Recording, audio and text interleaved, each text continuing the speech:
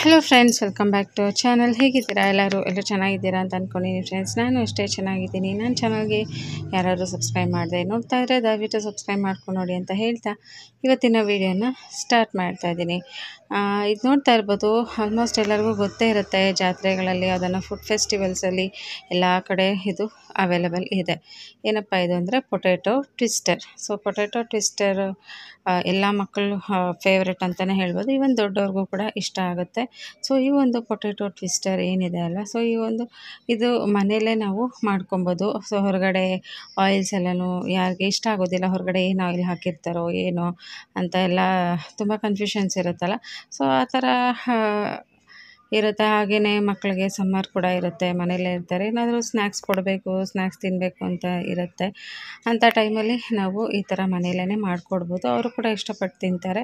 ನಮಗೂ ಕೂಡ ಒಂದು ಸ್ಯಾಟಿಸ್ಫ್ಯಾಕ್ಷನ್ ಇರುತ್ತೆ, ಏನೋ ಮಕ್ಕಳಿಗೆ ನಾವು ಮಾಡಿಕೊಟ್ವಿ ಅಂತ ಒಂದು ಸ್ಯಾಟಿಸ್ಫ್ಯಾಕ್ಷನ್ ಇರುತ್ತೆ. ಸೊ ಇದು ಫಸ್ಟ್ ಟೈಮ್ ಮಾಡೋವಾಗ ಒಂದು ಸ್ವಲ್ಪ ಕಷ್ಟ ಅಂತ ಅನಿಸುತ್ತೆ, ಬಟ್ ಮಾಡ್ತಾ ಮಾಡ್ತಾ ಸ್ವಲ್ಪ ಈಸಿನೇ ಆಗುತ್ತೆ, ಜಾಸ್ತಿ ಕಷ್ಟ ಏನಿಲ್ಲ. ಇಲ್ಲ ಅಂತಂದರೆ ಈ ಥರ ಟೂತ್ ಪಿಕ್ ಏನು ಬರ್ತದೆ, ಸ್ವಲ್ಪ ಲಾಂಗ್ ದೊಡ್ಡದೇ ಸಿಗುತ್ತೆ ಟೂತ್ ಪಿಕ್ಕು. ಆ ಥರ ತೊಗೊಂಡ್ಬಿಟ್ಟು ನಾವು ಒಂದು ಆಲೂಗಡ್ಡೆನ ಅದಕ್ಕೆ ಸಿಕ್ಕಿಸ್ಬಿಟ್ಟು ನಾವು ಅದನ್ನು ರೌಂಡಕ್ಕೆ ಕೂಡ ಕಟ್ ಮಾಡ್ಕೊಂಡು ಬರ್ಬೋದು ಚಾಕುದಲ್ಲಿ, ಆವಾಗ ಕೂಡ ಈ ಥರ ಬರುತ್ತೆ. ಸೊ ಒಟ್ಟಿನಲ್ಲಿ ಚೆನ್ನಾಗಿರುತ್ತೆ. ಇದಕ್ಕೆ ಮಸಾಲೆ ಪ್ರಿಪರೇಷನು ಅಷ್ಟೇ ತುಂಬಾ ಈಸಿ ಇದೆ, ಯಾರು ಬೇಕಾದರೂ ಮನೇಲೇ ಮಾಡ್ಕೋಬೋದು. ಸೊ ನೋಡಿ, ಈ ಥರ ತೆಗೆದ್ರೆ ಅದು ಬರುತ್ತೆ. ಇನ್ನೇನು ಜಾತ್ರೆಗಳೆಲ್ಲ ಎಲ್ಲನೂ ಸಿಕ್ಕೇ ಸಿಗುತ್ತೆ. ಇದು ಅಲ್ಲಿ 50 ರೂಪಾಯಿ ಕೊಡಬೇಕಾಗುತ್ತೆ ಜಾತ್ರೆಗೆ. ಸೊ ನೋಡಿ, ಇವಾಗ ನಾವು ಇದನ್ನ ಫಸ್ಟ್ ಟೈಮ್ ಟ್ರೈ ಮಾಡಿದ್ವಿ. ಸೊ ಫಸ್ಟ್ ಟೈಮ್ ಟ್ರೈ ಮಾಡಿದಾಗ ಬಂದಿಲ್ಲ ಸರಿಯಾಗಿ. ಸೊ ಅದಾದಮೇಲೆ ನೆಕ್ಸ್ಟ್ ಟೈಮ್ ಮತ್ತೆ ನೀಟಾಗಿ ಮಾಡಿದ್ವಿ, ಆವಾಗ ಕರೆಕ್ಟಾಗಿ ಬಂತು. ಸೊ ಈ ಒಂದು ಚಿಕ್ಕದು ಏನದು ಪೊಟ್ಯಾಟೊ ಟ್ವಿಸ್ಟರ್ ಇದೆಯಲ್ಲ, ಸೊ ಅದು ಸಿಗುತ್ತೆ, ಅಂಗಡಿಗಳೆಲ್ಲನೂ ಸಿಗುತ್ತೆ. ತೊಗೊಂಡು ಬಂದು ನಾವು ಮಾಡ್ಕೊಬೋದು, ಇಲ್ಲಾಂದರೆ ಚಾಕುದಲ್ಲಿ ಕೂಡ ಕಟ್ ಮಾಡ್ಕೊಬೋದು. ಸೊ ಅದಾದಮೇಲೆ ನೆಕ್ಸ್ಟ್ ನೋಡಿ, ಇದು ಪರ್ಫೆಕ್ಟಾಗಿ ಬಂದಿದೆ, ನೀಟಾಗಿ ಅದನ್ನ ಕಟ್ ಮಾಡಿದ್ವಿ, ಚೆನ್ನಾಗಿ ಬಂತು. ಹಾಗೆಯೇ ಇದಕ್ಕೆ ಮಸಾಲೆ ಬಂದುಬಿಟ್ಟು ನಾನು ಇಲ್ಲಿ ಕಡಲೆ ಹಿಟ್ಟು, ಹಾಗೆಯೇ ಕಾರ್ನ್ಫ್ಲೋರು ಮತ್ತು ಚಿಕನ್ ಕಬಾಬ್ ಮಸಾಲೆ ಬರುತ್ತಲ್ಲ, ಇವಿಷ್ಟನ್ನು ಆ್ಯಡ್ ಮಾಡಿದ್ದೀನಿ. ಹಾಗೆಯೇ ಇದಕ್ಕೊಂದು ಸ್ವಲ್ಪ ಉಪ್ಪು, ಖಾರ ಎಲ್ಲನೂ ಆ್ಯಡ್ ಮಾಡಿದ್ದೀನಿ. ಇಷ್ಟನ್ನು ಆ್ಯಡ್ ಮಾಡಿಬಿಟ್ಟು ಈ ರೀತಿ ಕಲಿಸ್ಕೊಂಡು ಅದಕ್ಕೆಲ್ಲ ಕೋಟಿಂಗ್ ಕೊಡ್ತಾಯಿದ್ದೀನಿ. ಸೊ ಆಲೂಗಡ್ಡೆಗೆ ನೀಟಾಗಿ ಈ ಥರ ಕೋಟಿಂಗ್ ಮಾಡಿಕೊಂಡ್ರೆ ಎಲ್ಲದಕ್ಕೂ ಕರೆಕ್ಟಾಗಿ ಹಿಡ್ಕೊಳ್ಳುತ್ತೆ. ಸೊ ನೋಡ್ತಾ ಇದ್ರಲ್ಲ, ಇವಾಗ ನೀಟಾಗಿ ಇದಕ್ಕೆಲ್ಲ ಕೋಟಿಂಗ್ ಮಾಡಿಕೊಂಡು ಎಣ್ಣೆನ ಚೆನ್ನಾಗಿ ಬಿಸಿ ಮಾಡ್ಕೋಬೇಕು, ಚೆನ್ನಾಗಿ ಕಾಯಿಸ್ಕೋಬೇಕು. ಎಣ್ಣೆನ ಕಾಯಿಸ್ಕೊಂಡು ಅದರಲ್ಲಿ ಎಣ್ಣೆಯಲ್ಲಿ ಸ್ವಲ್ಪ ಕರ್ಕೊಬೇಕಾಗುತ್ತೆ. ಇದಕ್ಕೆ ಬೇಕಾದ್ರೆ ಮಯೋನೀಸ್, ಚೀಸು, ಹಾಗೆಯೇ ಟೊಮೆಟೊ ಸಾಸು ಇವೆರಡನ್ನೂ ಹಾಕ್ಕೊಂಡು ಅದ್ರ ಮೇಲ್ಗಡೆ ನಾವು ಗಾರ್ನಿಷ್ ಮಾಡ್ಕೊಂಡು ತಿನ್ಬೋದು. ಸೊ ನಮಗೂ ಕೂಡ ಒಂಥರ ಖುಷಿ ಇರುತ್ತಲ್ಲ, ನಮಗೇನೋ ಒಂಥರ ಮಕ್ಕಳಿಗೆ ಮಾಡಿಕೊಟ್ವಿ ಅಂತ ಒಂದು ಸ್ಯಾಟಿಸ್ಫ್ಯಾಕ್ಷನ್ ಇರುತ್ತೆ, ಖುಷಿ ಇರುತ್ತೆ. ಮಕ್ಕಳು ಕೂಡ ಇಷ್ಟಪಟ್ಟು ತಿಂತಾರೆ ಮನೆಯಲ್ಲೇ ಮಾಡಿ ಕೊಟ್ಟಿರೋದನ್ನು. ಸೊ ಆಲೂಗಡ್ಡೆ ಯಾವಾಗಲಾದರೂ ಒಂದೊಂದು ಸಲ ತಿನ್ಬೋದು ಈ ಥರ ಮಾಡಿಕೊಂಡು, ಏನು ಪ್ರಾಬ್ಲಮ್ ಇಲ್ಲ. ಒಂದೇ ಥರ ಸ್ನ್ಯಾಕ್ಸ್ ಮಾಡಿ ಅಥವಾ ಒಂದೇ ಥರ ಸ್ನ್ಯಾಕ್ಸ್ ತಿಂದು ಬೇಜಾರಾದಾಗ ಈ ಥರ ಒಂದು ಹೊಸದಾಗಿ ಟ್ರೈ ಮಾಡಿ ನೋಡಿ ಯಾವ ಥರ ಬಂತು ಅಂತ ಹೇಳಿ. ಸೊ ಇವಾಗ ಎಣ್ಣೆ ಕಾದಿದೆ, ಇದಕ್ಕೆ ಒಂದು ಸ್ವಲ್ಪ ಅಗಲ ಇರೋವಂಥ ಒಂದು ತವಾನ ತೊಗೋಬೇಕಾಗತ್ತೆ, ಅಥವಾ ಅಗಲ ಇರೋವಂಥ ಒಂದು ಬಾಣಲೆನ ತೊಗೊಂಡು ಈ ರೀತಿ ನಾವು ಫ್ರೈ ಮಾಡ್ಕೋಬೇಕು. ಇಲ್ಲ ಅಂತಂದರೆ ಏನಾಗುತ್ತೆ ಅಂದರೆ ಅದು ಬೇಯೋದಿಲ್ಲ, ಬಾಣಲೆ ಎಲ್ಲ ಸ್ವಲ್ಪ ಚಿಕ್ಕದಾಗಿದ್ದರೆ ಬೇಯೋದಿಲ್ಲ. ಸೊ ಹಾಗಾಗಿ ಈ ರೀತಿ ಅಗಲವಾಗಿರೋದ್ರಲ್ಲಿ ಮಾಡಿಕೊಂಡ್ರೆ ಚೆನ್ನಾಗಿ ಬೇಯುತ್ತೆ. ಸೊ ಇನ್ನೊಂದು ಸೈಡು ಒಂದು ಸ್ವಲ್ಪ ಖಾಲಿ ಇತ್ತಲ್ಲ ಅಂಥೇಳಿ ಅದಕ್ಕೆ ಒಂದು ಸ್ವಲ್ಪ ಇದು ಫ್ರೈ ಎಮ್ಸ್ ಬರುತ್ತಲ್ಲ, ಆನಿಯನ್ದಿದು, ಅದನ್ನು ಸ್ವಲ್ಪ ಹಾಕ್ಕೋತಾ ಇದ್ದೀನಿ. ಹಾಗೆಯೇ ಇದು ಅಷ್ಟೇ ಸ್ನ್ಯಾಕ್ಸ್ಗೆ ಚೆನ್ನಾಗಿರುತ್ತೆ, ತಿನ್ಬೋದು. ಇದು ಟೇಸ್ಟ್ ಕೂಡ ಅಷ್ಟೇ ತುಂಬ ಚೆನ್ನಾಗಿರುತ್ತೆ. ಆನಿಯನ್ ಫ್ರೈ ಎಮ್ಸು ಚೆನ್ನಾಗಿರುತ್ತೆ ತಿನ್ನೋದಕ್ಕೆ. ಸೊ ಈ ಕಡೆ ಖಾಲಿ ಇತ್ತಲ್ಲ ಅಂತ ಅದನ್ನು ಕೂಡ ಹಾಕಿದೆ ಒಂದು ಸ್ವಲ್ಪ. ಇವಾಗ ಒಂದು ಸೈಡ್ ಚೆನ್ನಾಗಿ ಬೆಂದಿದೆ ಆಲೂಗಡ್ಡೆ, ಇವಾಗ ಇನ್ನೊಂದು ಸೈಡ್ ಚೆನ್ನಾಗಿ ಬೇಯಿಸ್ಕೊಳ್ಳೋಣ. ಫ್ರೆಂಡ್ಸ್, ಹಾಗೆಯೇ ನಿಮ್ಮೆಲ್ಲರಿಗೂ ಒಂದು ಟಿಪ್ನ ಹೇಳಬೇಕು. ತುಂಬ ಜನಕ್ಕೆ ಏನಪ್ಪ ಅಂತಂದರೆ ಅಂದ್ಕೊಂಡಿರೋ ಕೆಲಸಗಳೇನೂ ಆಗ್ತಿರೋದಿಲ್ಲ, ಎಲ್ಲದಕ್ಕೂ ತಡೆ ಬರ್ತಾ ಇರುತ್ತೆ, ಏನಾದರೂ ಒಂದು ಪ್ರಾಬ್ಲಮ್ಸ್ ಬರ್ತಾನೆ ಇರುತ್ತೆ. ಏನೋ ಒಂದು ಕೆಲಸ ಮಾಡಬೇಕು ಅಂದ್ಕೊಂಡಿರ್ತೀರ, ಕೆಲಸ ಆಗೋದೇ ಇಲ್ಲ. ಈ ರೀತಿ ಅಂದರೆ ಯಾವುದೋ ಒಂದು ವ್ಯವಹಾರಕ್ಕೆ ಹೋಗ್ತಿರ್ತೀರ, ಅಲ್ಲಿ ಸರಿಯಾಗಿ ಟೈಮ್ಗೆ ಆಗೋದಿಲ್ಲ. ಇಲ್ಲ ಒಂದು ಬ್ಯಾಂಕ್ಗೆ ಹೋಗ್ತಾ ಇರ್ತೀರ, ಅಲ್ಲೇನೋ ನಿಮ್ಮ ಕೆಲಸ ಆಗಿರೋದಿಲ್ಲ. ಈ ಥರ ಏನಾದರೂ ಒಂದು ಪ್ರಾಬ್ಲಮ್ಸ್ ಇತ್ತು ಅಂತ ಪಕ್ಷದಲ್ಲಿ, ಇಲ್ಲ ಅಂತಂದರೆ ಈವನ್ ಅಂಗಡಿಗಳು ಏನಾದರೂ ಇಟ್ಕೊಂಡಿರ್ತೀರಲ್ಲ, ಬಿಸ್ನೆಸ್ ಏನಾದರೂ ಇಟ್ಕೊಂಡಿರ್ತೀರ, ಅದರಲ್ಲೆಲ್ಲಾದರೂ ಏನೋ ಒಂದು ಪ್ರಾಬ್ಲಮ್ ಬರ್ತಾನೆ ಇರುತ್ತೆ, ಯಾವುದು ಸರಿಯಾಗಿ ಆಗ್ತಿಲ್ಲ ಅನ್ನೋ ಟೈಮಲ್ಲಿ ಏನಪ್ಪ ಮಾಡಬೇಕು ಅಂದರೆ ಒಂದು ಹಿಡಿ ಸಾಸಿವೆನ ತೊಗೊಳ್ಳಿ. ಸೊ ಒಂದು ಹಿಡಿ ಸಾಸಿವೆನ ತೊಗೊಂಡು ನೀವು ಆಂಜನೇಯ ಟೆಂಪಲ್ ಎಲ್ಲ ಊರುಗಳಲ್ಲೂ ಇದ್ದೇ ಇರುತ್ತೆ, ಸೊ ಆಂಜನೇಯ ಟೆಂಪಲಲ್ಲಿ ಹೋಗ್ಬಿಟ್ಟು ಒಂದು ಹಿಡಿ ಸಾಸಿವೆನ ಒಂದು ಬಟ್ಟೆಯಲ್ಲಿ ಕಟ್ಟಿಬಿಟ್ಟು ಎತ್ಕೊಂಡೋಗಿ ಒಂದು ಅರಿಶಿನ ಬಟ್ಟೆ ಆಗಲಿ ಅಥವಾ ಕೆಂಪು ಬಟ್ಟೆ ಆಗಲಿ ಯಾವುದಾದ್ರೂ ಒಂದು ಬಟ್ಟೆಯಲ್ಲಿ ಕಟ್ಟಿಬಿಟ್ಟು ನೀವು ದೇವಸ್ಥಾನಕ್ಕೆ ಅದನ್ನು ಕೊಟ್ಬಿಡಿ. ಸೊ ದೇವಸ್ಥಾನಕ್ಕೆ ಕೊಟ್ಬಿಟ್ಟು ಪೂಜೆನ ಮಾಡಿಸ್ಕೊಂಡು ಬರೋದ್ರಿಂದ ನಿಮಗೆ ಯಾವುದೇ ಒಂದು ಅಡೆತಡೆಗಳು ಕೆಲಸಗಳಲ್ಲಿರೋದು ಎಲ್ಲನೂ ಇಮಿಡಿಯೇಟಾಗಿ ಹೋಗುತ್ತೆ, ನಿಮ್ಮೆಲ್ಲ ಕೆಲಸಗಳು ಆಗುತ್ತೆ ಅಂತಲೇ ಹೇಳ್ಬೋದು. ಓಕೆ ಫ್ರೆಂಡ್ಸ್, ಇದೊಂದು ಇನ್ಫಾರ್ಮೇಷನ್ನ ಇವತ್ತು ನಾನು ಶೇರ್ ಮಾಡಬೇಕು ಅಂತ ಅಂದ್ಕೊಂಡಿದ್ದೆ, ಶೇರ್ ಮಾಡಿದ್ದೀನಿ. ಸೊ ಇನ್ನೊಂದಷ್ಟು ಫ್ರೈಮ್ಸ್ ಇತ್ತು, ಅದನ್ನು ಕೂಡ ಹಾಕಿದ್ದೀನಿ. ಮೀನ್ ಟೈಮ್ ಆ ಕಡೆ ಒಂದು ಹಾಲು ಏನದು ಪೊಟ್ಯಾಟೊ ಟ್ವಿಸ್ಟರು ಅದು ಕೂಡ ಚೆನ್ನಾಗಿ ಬೇಯ್ತದೆ, ಒಳ್ಳೆ ಕಲರ್ ಕೂಡ ಬಂದಿದೆ. ಈ ಮಸಾಲೆಗಳಿಗೆ ನಾವು ಏನು ಬೇಕಾದ್ರೂ ಮಸಾಲೆಗಳನ್ನ ಅಂದರೆ ಈಗ ಬರೀ ಕಡಲೆ ಹಿಟ್ಟಲ್ಲೇ ಮಾಡ್ತೀರಿ ಅಂದರೆ ಕಡಲೆ ಹಿಟ್ಟು ಮಾಡ್ಕೊಬೋದು, ಇಲ್ಲಾಂದರೆ ಇದು ಕಬಾಬ್ ಮಸಾಲೆ ಹಾಕೋದ್ರಿಂದ ಟೇಸ್ಟ್ ಕೂಡ ಚೆನ್ನಾಗಿರುತ್ತೆ. ನಾನು ಇದಕ್ಕೆ ಕಬಾಬ್ ಮಸಾಲೆನೂ ಆ್ಯಡ್ ಮಾಡಿದ್ದೀನಿ, ಹಾಗೆ ಒಂದು ಸ್ವಲ್ಪ ಲೈಟಾಗಿ ಶುಂಠಿ ಬೆಳ್ಳುಳ್ಳಿ ಪೇಸ್ಟ್ ಕೂಡ ಹಾಕಿದ್ದೀನಿ, ಟೇಸ್ಟ್ ಸ್ವಲ್ಪ ಚೆನ್ನಾಗಿರುತ್ತೆ ಅಂತ ಹೇಳ್ಬಿಟ್ಟು ತಿನ್ನಬೇಕಾದ್ರೆ. ಹಾಗೆಯೇ ಇದಕ್ಕೆ ನಾವು ಮಯೋನೀಸು ಮತ್ತು ಇದು ಹಾಕ್ಕೋತೀವಲ್ಲ ಟೊಮೆಟೊ ಕೆಚಪ್ಪು, ಅದು ಕೂಡ ಒಂದು ಎಕ್ಸ್ಟ್ರಾ ಟೇಸ್ಟನ್ನು ಆ್ಯಡ್ ಮಾಡುತ್ತೆ, ಚೆನ್ನಾಗಿರುತ್ತೆ ತಿನ್ನೋದಕ್ಕೆ. ಸೊ ಇವಾಗ ಫ್ರೈಮ್ಸ್ ಎಲ್ಲನೂ ರೆಡಿಯಾಗಿದೆ. ಅದ್ರ ಜೊತೆಗೆ ಈ ಒಂದು ಆಲೂ ಪೊಟ್ಯಾಟೊ ಟ್ವಿಸ್ಟರ್ ಏನಿದೆ ಅದು ಕೂಡ ರೆಡಿಯಾಗಿದೆ. ನನಗಂತೂ ಇದು ಫೇವ್ರೇಟ್ ಅಂತಲೇ ಹೇಳ್ಬೋದು. ಎಲ್ಲೇ ಜಾತ್ರೆಗೆ ಹೋಗಲಿ, ಯಾವುದೇ ಒಂದು ಫುಡ್ ಫೆಸ್ಟಿವಲ್ಗೆ ಹೋಗಲಿ, ಎಲ್ಲಾದರೂ ಹೋದಾಗ ನನಗೇನಾದರೂ ಈ ಥರ ಒಂದು ಕಾಣಿಸಿದ್ರೆ ಅಲ್ಲೇ ತೊಗೊಳ್ತೀವಿ. ಬಟ್ ಈ ಸಲ ಮನೆಯಲ್ಲೇ ಮಾಡ್ತಾ ಇರೋದು ಖುಷಿ ಆಯಿತು. ಇದೆಲ್ಲನೂ ನಮಗೆ ಅಂಗಡಿಗಳಲ್ಲೇ ಸಿಗುತ್ತೆ. ಟೂತ್ ಪಿಕ್ ಏನಿರುತ್ತೆ, ಇಷ್ಟು ದೊಡ್ಡ ದೊಡ್ಡ ಟೂತ್ ಪಿಕ್ಕು ಅಂಗಡಿಗಳಲ್ಲಿ ಕೇಳಿದ್ರೆ ಕೊಡ್ತಾರೆ.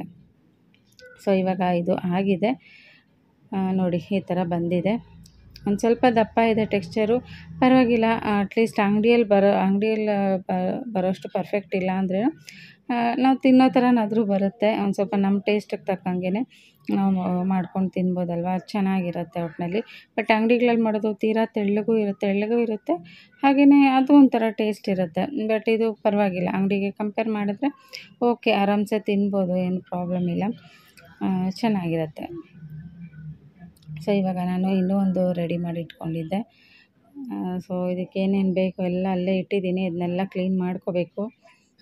ಸೊ ಅಡುಗೆಗಳು ಮಾಡೋದು ದೊಡ್ಡ ವಿಷಯ ಅಲ್ಲ, ಕ್ಲೀನಿಂಗ್ ಇರುತ್ತಲ್ಲ ಅದೇ ದೊಡ್ಡ ಕೆಲಸ. ಎಷ್ಟೋ ಅದಕ್ಕೆ ಕೆಲವೊಂದು ಸಲ ಹೆಣ್ಮಕ್ಳಿಗೆ ಏನಾಗುತ್ತೆ ಅಂದರೆ ಬೇಜಾರಾಗ್ಬಿಡುತ್ತೆ.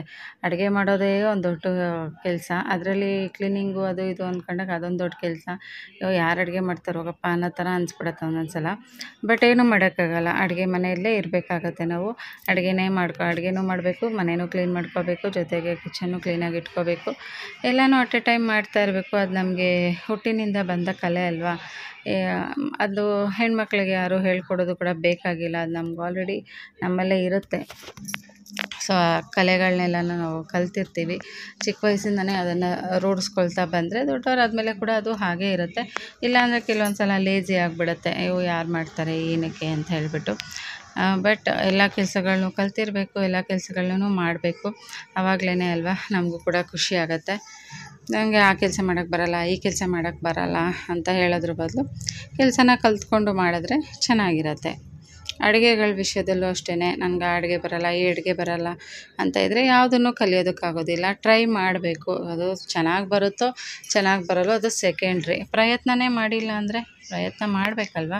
ಸೊ ಪ್ರಯತ್ನ ಮಾಡಬೇಕು, ಆಮೇಲೆ ಅದು ಪ್ರತಿಫಲ ಸಿಗುತ್ತೋ ಇಲ್ಲೋ ಅಂತ ನೋಡಬೇಕಾಗತ್ತೆ. ಸೊ ಫಾರ್ ಎಕ್ಸಾಂಪಲ್ ಈಗ ನೋಡಿ, ನಾನು ಇದನ್ನು ಫಸ್ಟ್ ಟೈಮ್ ಟ್ರೈ ಮಾಡ್ತಾಯಿರೋದು, ಚೆನ್ನಾಗಿ ಬಂದಿದೆ. ಸೊ ಹಂಗಾಗಿ ಮತ್ತೆ ಇದೊಂದು ಅಡುಗೆಗೆ ಹೊಸದಾಗಿ ಕಲ್ತಂಗಾಯಿತು. ಹಾಗೆ ಬೂಂದಿ ಲಾಡು ಅಷ್ಟೇ ನನ್ನ ಫೇವ್ರೇಟು. ಅದನ್ನು ಮಾಡೋದಕ್ಕೆ ಆಗಲ್ವೇನೋ, ಲಾಡು ಅಂಗಡಿಯಲ್ಲೇ ತೊಗೊಂಡು ತಿನ್ಬೇಕು ಯಾವಾಗ್ಲೂ ಅನ್ನೋ ಥರ ಅನ್ಕೋತಾ ಇದ್ದೆ. ಬಟ್ ಒಂದು ಸಲ ಮನೇಲಿ ಮಾಡಿದ್ಮೇಲೆ ಇಲ್ಲ, ಇಷ್ಟು ಈಸಿಯಾಗಿದೆ ಬೂಂದಿ ಲಾಡು ಮಾಡೋದು, ಇನ್ಮೇಲೆ ಅಂಗಡಿಗೆ ಏನಕ್ಕೆ ಹೋಗಬೇಕು, ಮನೇಲೇ ಮಾಡ್ಕೊಂಡು ತಿನ್ನೋಣ ಅನ್ನೋ ಥರ. ಸೊ ಹಾಗಾಗಿ ಎಲ್ಲದನ್ನು ಕಲ್ತಿರಬೇಕು. ಸೊ ನೋಡ್ತಾ ಇದ್ದೀರಲ್ಲ, ಈಗ ಚೆನ್ನಾಗಿ ರೆಡಿ ಆಗ್ತಾಯಿದೆ ಪೊಟ್ಯಾಟೋಸ್ ಎಲ್ಲನೂ. ಸೊ ನಾನು ಒಂದು 3ರಿಂದ 4 ಮಾಡಿದ್ದೆ ಅಷ್ಟೇ. 4 ಜನಕ್ಕೆ 4 ಅಂತ ಹೇಳ್ಬಿಟ್ಟು 4 ಜನ ಆರಾಮ್ಸೆ ತಿಂದ್ವಿ. ಹಾಗೆಯೇ ಫ್ರೆಂಡ್ಸು, ಹೊಸದಾಗಿ ನನ್ನ ಚಾನಲ್ನ ನೋಡ್ತಾ ಇದ್ದರೆ ದಯವಿಟ್ಟು ಸಬ್ಸ್ಕ್ರೈಬ್ ಮಾಡ್ಕೊಂಡು ನೋಡಿ. ಹೊಸ ಇನ್ಫಾರ್ಮೇಷನ್ ಇನ್ನೂ ಯಾವ ಥರ ನಾನು ಶೇರ್ ಮಾಡಬೇಕು, ಅಥವಾ ನಿಮಗೆ ಏನು ನೋಡೋಕ್ಕೆ ಇಷ್ಟ ಇದೆ ನಮ್ಮ ಚಾನಲಲ್ಲಿ ಅನ್ನೋದನ್ನ ಕೂಡ ಶೇರ್ ಮಾಡಿ. ಪ್ರತಿಯೊಂದು ಶೇರ್ ಮಾಡ್ಕೊಳ್ತಾ ಹೋಗ್ತೀನಿ. ಜಾಬ್ ಬಗ್ಗೆ ಇನ್ಫಾರ್ಮೇಷನ್ಸ್ನ ಕೇಳ್ತಾಯಿದ್ರಿ. ಸೊ ಅದ್ರ ಬಗ್ಗೆ ಕೂಡ ನಾನೊಂದು ಸಾಕಷ್ಟು ವೀಡಿಯೋಸ್ನ ಮಾಡಿದ್ದೀನಿ, ಶೇರ್ ಕೂಡ ಮಾಡಿದ್ದೀನಿ.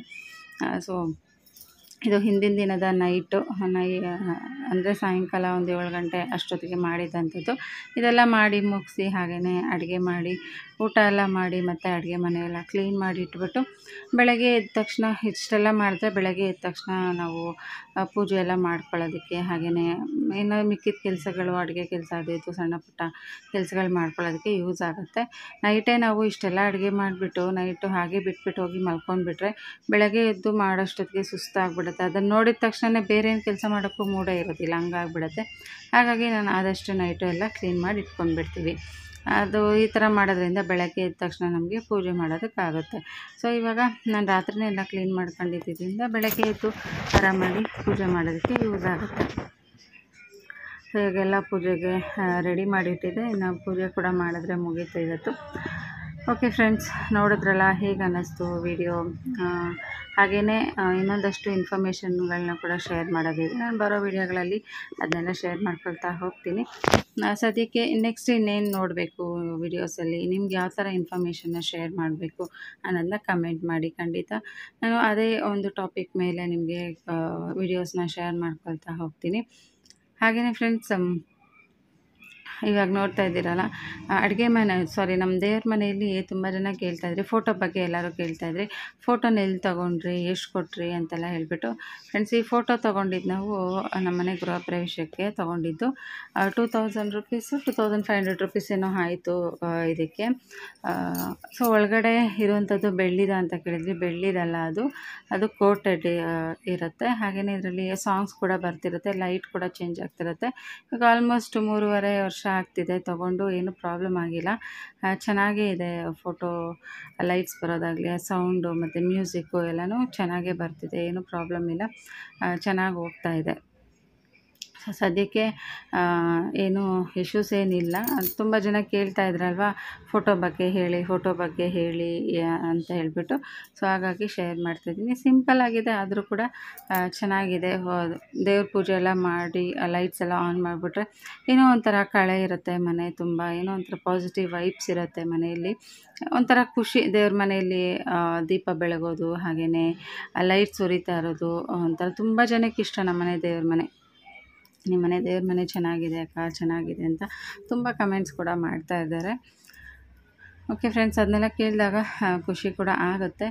ಓಕೆ, ಇದಾಗಿತ್ತು ಫ್ರೆಂಡ್ಸ್ ಇವತ್ತಿನ ಒಂದು ಪುಟ್ಟ ವೀಡಿಯೋ. ಹೋಪ್ ಎಲ್ಲರಿಗೂ ಇಷ್ಟ ಆಗಿದೆ ಅಂತ ಅಂದ್ಕೊಳ್ತೀನಿ. ಸೊ ಇಷ್ಟ ಆಗಿದ್ದರೆ ದಯವಿಟ್ಟು ಲೈಕ್ ಮಾಡಿ, ಹೊಸದಾಗಿ ನೋಡ್ತಾ ಇದ್ದರೆ ಸಬ್ಸ್ಕ್ರೈಬ್ ಮಾಡ್ಕೊಂಡು ನೋಡಿ. ಸೊ ನೀವು ಮಾಡೋ ಲೈಕ್ಸಿಂದ ಯೂಟ್ಯೂಬಲ್ಲಿ ಏನೂ ಅಮೌಂಟ್ ಬರೋದಿಲ್ಲ, ಲೈಕ್ಸ್ ಮಾಡೋದ್ರಿಂದ ಯೂಟ್ಯೂಬ್ ಅವ್ರೇನು ಅಮೌಂಟ್ ಕೊಡೋದಿಲ್ಲ ಅದಕ್ಕೆ. ಸೊ ಲೈಕ್ಸ್ ಮಾಡೋದೇನಕ್ಕಪ್ಪ ಅಂತಂದರೆ ಮೋಟಿವೇಶನ್ ಮಾಡೋದಕ್ಕೆ. ಓಕೆ, ಈ ವಿಡಿಯೋ ನಿಮ್ಮೆಲ್ಲರಿಗೂ ಇಷ್ಟ ಆಗ್ತಿದೆ ಅಂತ ಒಂದು ಅದು ನಮಗೆ ಗೊತ್ತಾಗುತ್ತೆ. ಓಕೆ, ಇದು ವಿಡಿಯೋ ಮೋಟಿವೇಟ್ ಆಗ್ತಿದೆ ಅಂದರೆ ನೆಕ್ಸ್ಟ್ ಇದೇ ಥರ ಮಾಡ್ಕೊಂಡು ಹೋಗೋಣ ಅಂತ ಒಂದು ಸ್ಫೂರ್ತಿ ಸಿಗುತ್ತೆ. ಈ ಥರ ಇಷ್ಟ ಆಗ್ತಿದೆ ಜನಗಳಿಗೆ ಈ ಥರ ವೀಡಿಯೋಸು ಅನ್ನೋದೊಂದು ಸ್ಫೂರ್ತಿ ಸಿಗುತ್ತೆ ಅನ್ನೋ ಕಾರಣಕ್ಕೆ ಶೇರ್ ಮಾಡ್ತಾಯಿದ್ದೀನಿ ಫ್ರೆಂಡ್ಸ್. ಓಕೆ ಫ್ರೆಂಡ್ಸ್, ಇದಾಗಿತ್ತು ಇವತ್ತಿನ video. Thank you so much for watching. Take care. ಮತ್ತೆ ಸಿಗ್ತೀನಿ ಇನ್ನೊಂದು ಒಳ್ಳೆ ವೀಡಿಯೋ ಜೊತೆಗೆ. Till then take care friends, ಬಾಯ್.